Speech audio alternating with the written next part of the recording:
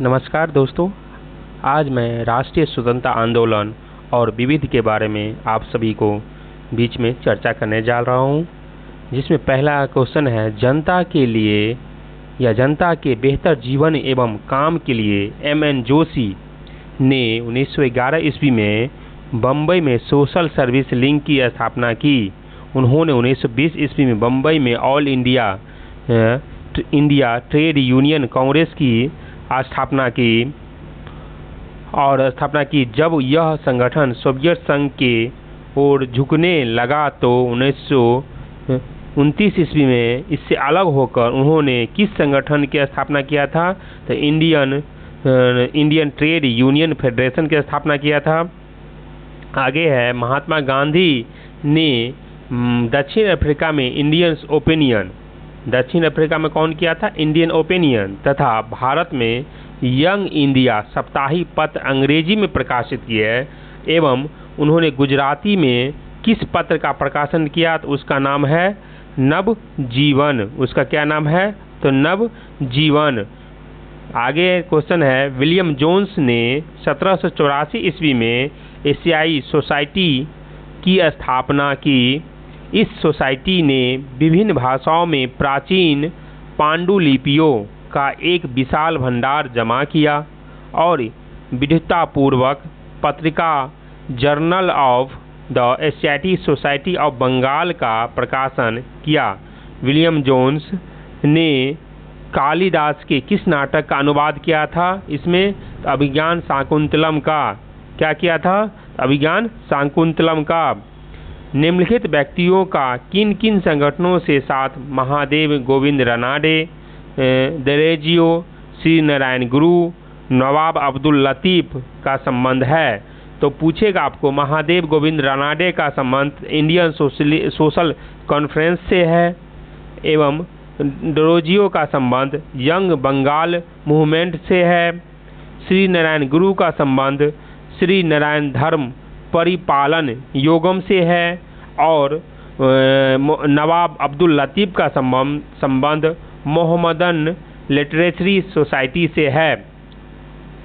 आगे है, 1878 के वर्नाकुलर प्रेस कानून के अंतर्गत प्रेस की स्वतंत्रता पर कठोर प्रतिबंध लगाए गए और 1819 ईस्वी के हथियार कानून के द्वारा भारतीयों के हथियार रखने को जुर्म ठहराया गया, माने कानूनी अपराध ठहराया गया। यह कानून किस वायसराय के कार्यकाल में हुआ था?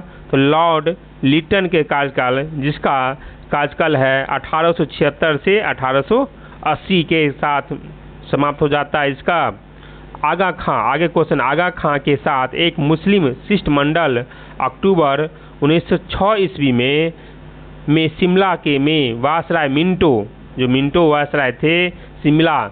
शिष्टमंडल के नेता कौन थे? तो आगा खां।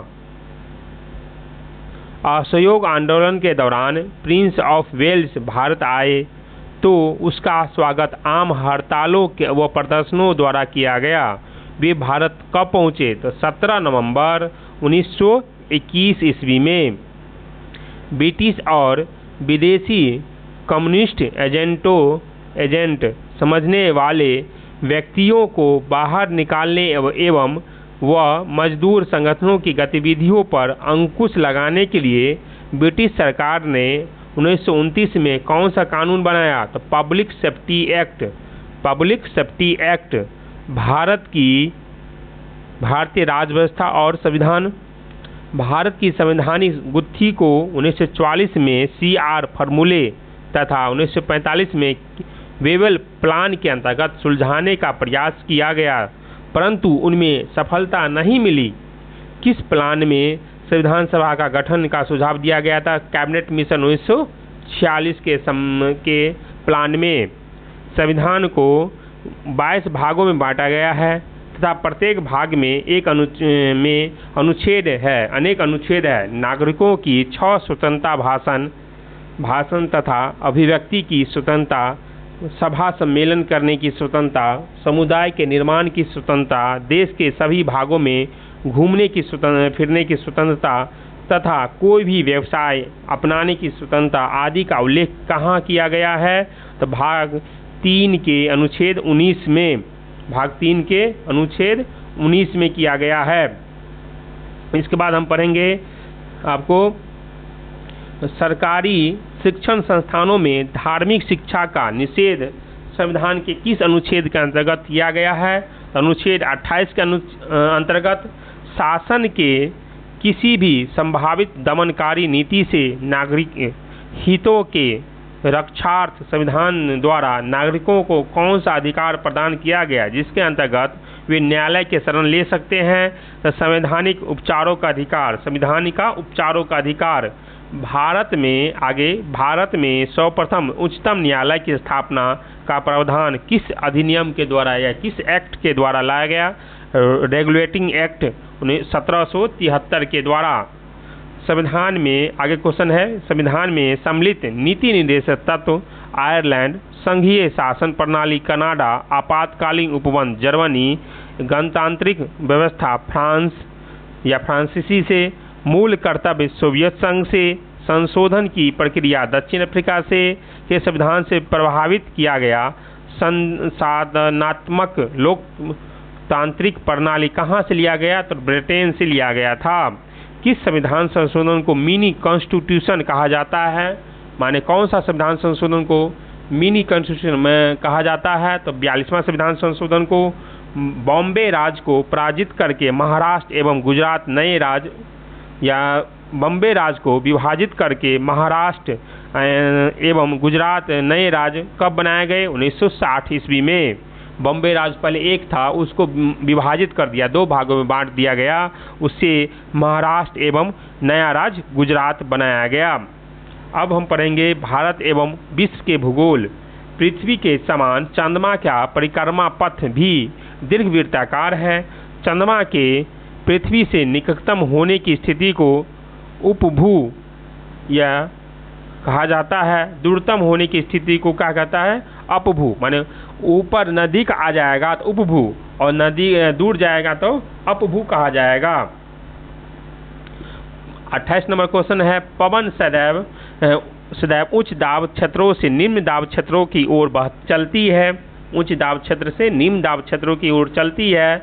दाब परिणता की दिशा, पवनों की दिशा तथा उनकी तीव्रता उनके किस पर वेग निर्धारित होती है, तो उसके वेग पर। मान उच्च वेग दाब क्षेत्र हुआ आपको जहाँ तापमान अधिक होता है, निम्न दाब क्षेत्र हुआ जहाँ तापमान कम होता है, अधिक होता है तापमान, वहाँ निम्न दाब क्षेत्र होता है, एवं जहाँ उच्च दाब क्षेत्र होता है वहाँ तापमान क्या होता है, अधिक होता है। विषुवत रेखीय निम्न वायु दाब पेटी से तापमान वायु गर्म हो जाने के कारण ऊपर उठने लगता है और विवश करता है, जिससे यहाँ निम्न वायु दाब उत्पन्न हो जाती है। माने जहाँ तापमान अधिक रहेगा वहाँ निम्न वायु दाब रहेगा, जहाँ उच्च रहेगा वहाँ क्या होगा, तापमान निम्न रहेगा। तो 5 डिग्री उत्तरी और 5 डिग्री दक्षिणी अक्षांशों के मध्य विषुवत रेखा के निम्न दाब वायु दाब क्षेत्र के नाम से उसको क्या कहा जाता है, तो डोल्ड्रम्स। विश्व में जनसंख्या के औसत घनत्व लगभग कितना है, 36 व्यक्ति प्रति वर्ग किलोमीटर। ब्रह्मपुत्र को तिब्बत में सांगपो कहा जाता है। पूर्वी भाग में अरुणाचल प्रदेश में दिहांग कहा जाता है। बांग्लादेश में दक्षिणी दिशा में बहती हुई ब्रह्मपुत्र पश्चिम से आने वाली गंगा में मिल जाती है। बांग्लादेश में इस संयुक्त नदी को क्या कहा जाता है, तो पद्मा। देश में 2001 के जनगणना के अनुसार जनसंख्या के औसत घनत्व 324 व्यक्ति प्रति वर्ग किलोमीटर है। देश में सबसे अधिक घनत्व वाला राज्य दिल्ली है, जिसमें ये पुराना डाटा है, इसको हटा देते हैं, आगे चलते हैं।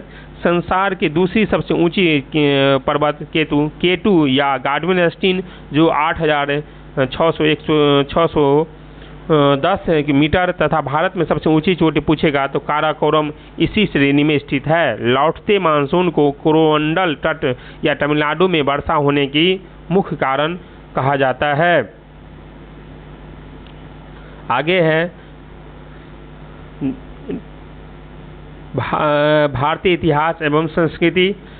2825 ईस्वी ईसा पूर्व में किस पार्सियन सम्राट ने सिंधु क्षेत्र को जीतकर अपने साम्राज्य का एक प्रांत बना दिया था? डेरियस प्रथम। कुल 108 उपनिषदों में से कितने वैदिक साहित्य के भाग माने जाते हैं? प्रथम 12 108 उपनिषद है, उसमें से प्रथम जो 12 है उपनिषद उसको वैदिक साहित्य का भाग माना जाता है।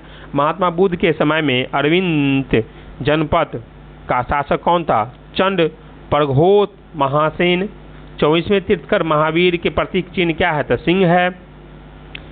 71.4 मीटर ऊंची कुतुब मीनार जिसे कुतुबुद्दीन ऐबक ने प्रारंभ किया, इल्तुतमिश ने पूरा किया, किस सूफी संत को अर्पित किया है? यह कुतुब उल दीन बख्तियार खिलजी को अर्पित किया गया है। अमीर खुसरो की प्रसिद्ध पुस्तक मिफ्ताह उल फतह के संबंधित है किसे? जलालुद्दीन के अभियानों से है। इटली के वेनेसिया के यात्री निकोलो डे कांटी ने किसके शासनकाल में विजयनगर साम्राज्य की भ्रमण किया था? देवराय प्रथम के काल में। किस गुरु ने गुरुमुखी लिपि का शुरुआत की थी? दूसरे गुरु अंगद ने। जहांगीर के शासनकाल में प्रचलित पद द्वस्पा सिंहस्पा का अर्थ क्या होता है? घोड़सवार। 2-3 घोड़े वाले। सिखों के नेता वीर बंदा वैरागी को किस मुगल शासक ने पराजित किया था? बहादुर शाह प्रथम ने। मुर्शिदाबाद कब तक बंगाल की राजधानी के रूप में स्थापित रहा? 1773 ईस्वी तक।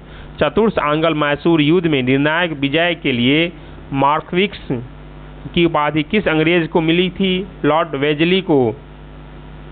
आगे पढ़ेंगे राष्ट्रीय स्वतंत्रता आंदोलन। लॉर्ड लिटन के शासनकाल में भव्य दिल्ली दरबार का आयोजन किया गया था जिसमें विक्टोरिया को कौन सी उपाधि प्रदान की गई थी?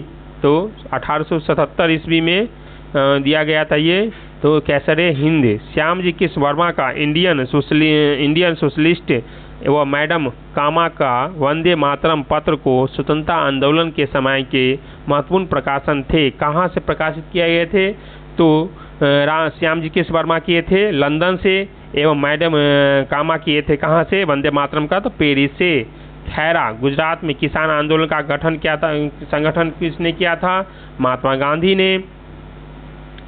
फरवरी 1883 में प्रकाशित तत्कालीन गवर्नर जनरल के कार्यकारी परिषद के न्याय सदस्य सर एल्बर्ट के नाम से प्रसिद्ध एल्बर्ट बिल का आधिकारिक नाम क्या है? Criminal procedure amendment code bill.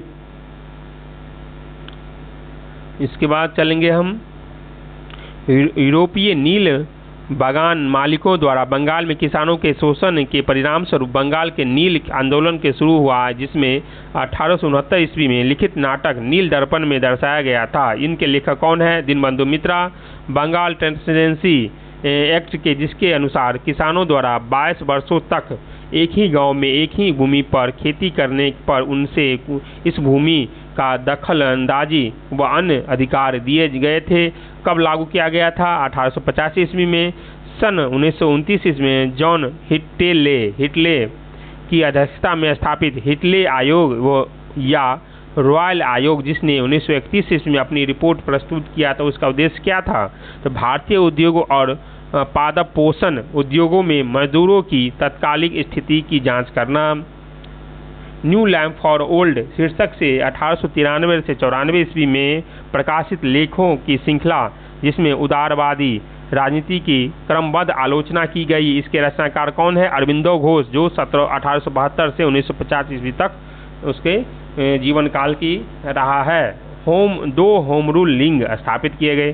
पहला अप्रैल 1916 ईस्वी में VRG तिलक बाल गंगाधर तिलक द्वारा तथा दूसरा किसके द्वारा? एनी बेसेंट द्वारा। कब? तो सितंबर 1916 ईस्वी में। 1 अप्रैल में किया था, 1 सितंबर में। 1919 में लागू किए गए एर्नाकुलर एंड रिवोल्यूशनरी क्राइम एक्ट अराजकता तथा क्रांतिकारी अपराध विधेयक का लोकप्रिय नाम क्या था? तो रॉलेट एक्ट।